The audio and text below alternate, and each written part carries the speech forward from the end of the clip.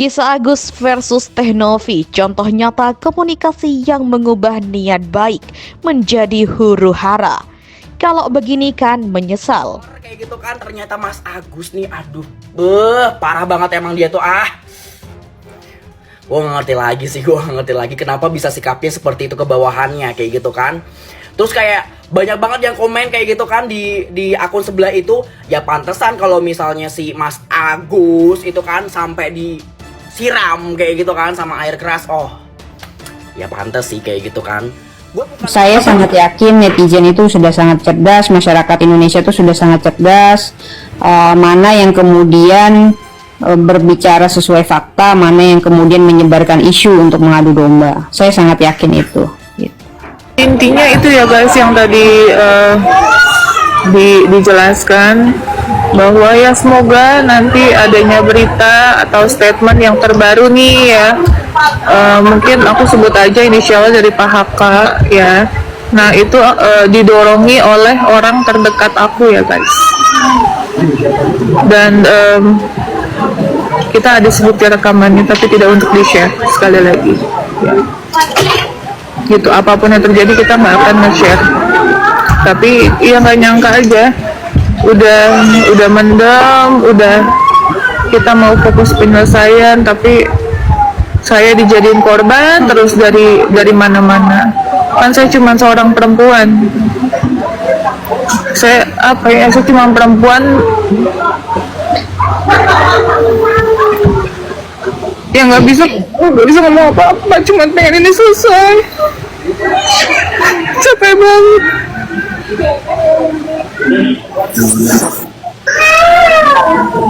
Ya, ada yang merasakan tekanan dan ketidaknyamanan dari sikap Agus ini. Agus selalu mau dihargai sebagai atasan dan gak pernah bisa menghargai anak buahnya. Ujar salah satu temannya itu Ahkian, rekan kerja Agus, pada postingan di akun sosial medianya. Situasi ini mengingatkan kita untuk lebih peka terhadap lingkungan kerja. Jangan sampai kasus ini terulang. Mari berbagi pengalaman dan pendapat kalian tentang pentingnya saling mendukung di tempat kerja. Apa yang seharusnya kita lakukan untuk mencegah kekerasan semacam ini? Tulis komentar kalian di bawah ya. Gue bukan maksudnya kayak menormalisasi ya sampai orang tuh berbuat kriminal seperti itu. Cuma ya kalau misalnya kalian lagi bekerja nih ya, gue sebagai atasan ya, gue nggak akan memperlakukan bawahan gue sampai segitunya sih. Tahu nggak sih? Kayak lu berlindung dalam pekerjaan biar lu nggak dimarahin, biar bawahan lu aja yang dimarahin. Kayak aduh, ini nggak ada bijaksananya, nggak ada keberaniannya, nggak ada kayak jiwa sacrifice-nya lah sebagai atasan. Karena kan kalau misalnya kalian di assign sebagai atasan, kalian kan wajib yang namanya menanggung keputusan, membuat keputusan yang paling benar untuk kebutuhan bisnis selanjutnya. Ya emang kayak gitu.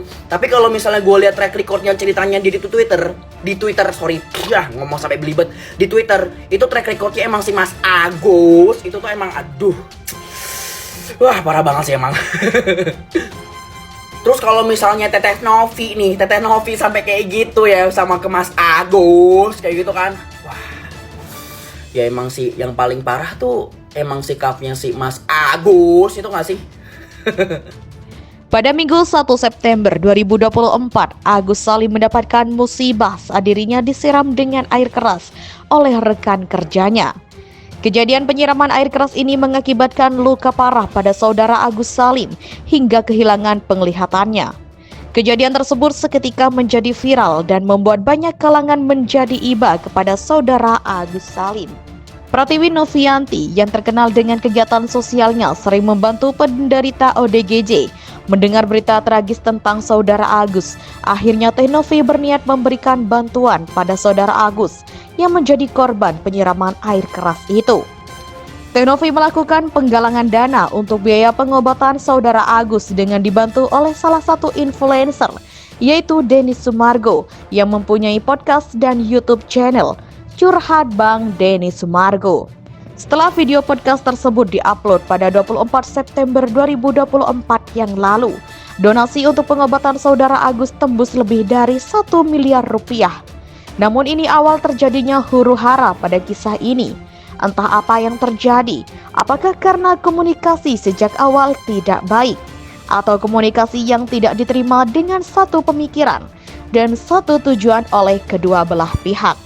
Hingga saat ini pengobatan mata saudara Agus belum terlaksana dan uang donasi juga belum digunakan dan masih dalam penyimpanan Yayasan Rumah Peduli Kemanusiaan. Bahkan kondisi semakin kacau saat beberapa orang yang tiba-tiba masuk dan ikut dalam permasalahan ini. Entah apa yang jadi pemicu terjadinya huru-hara ini. Namun saat ini banyak pihak yang terlibat dengan kasus hukum dan saling melapor ke kepolisian karena permasalahan ini.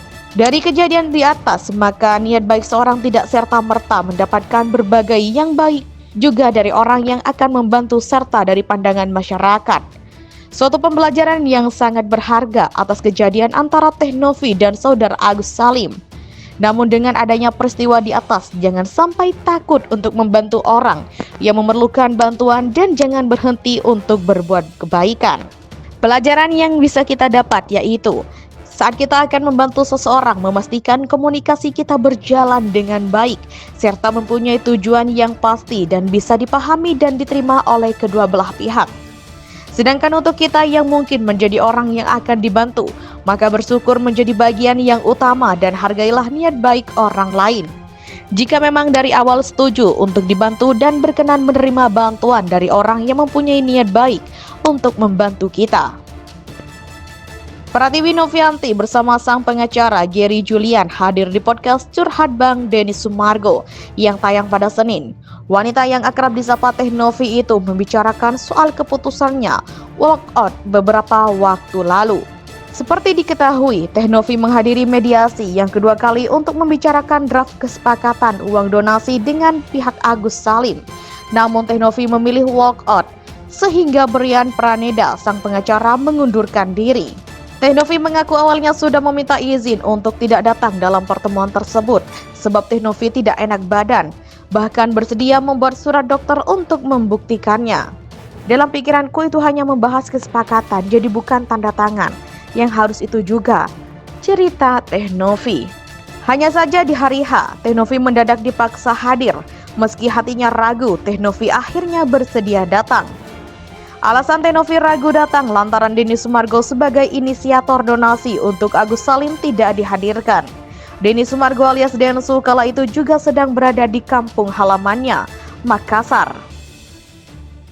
Sejak awal pun, Teh Novi bersama Gary Julian dan Brian Praneda sepakat untuk menolak menandatangani draft kesepakatan karena harus dilakukan di Kementerian Sosial.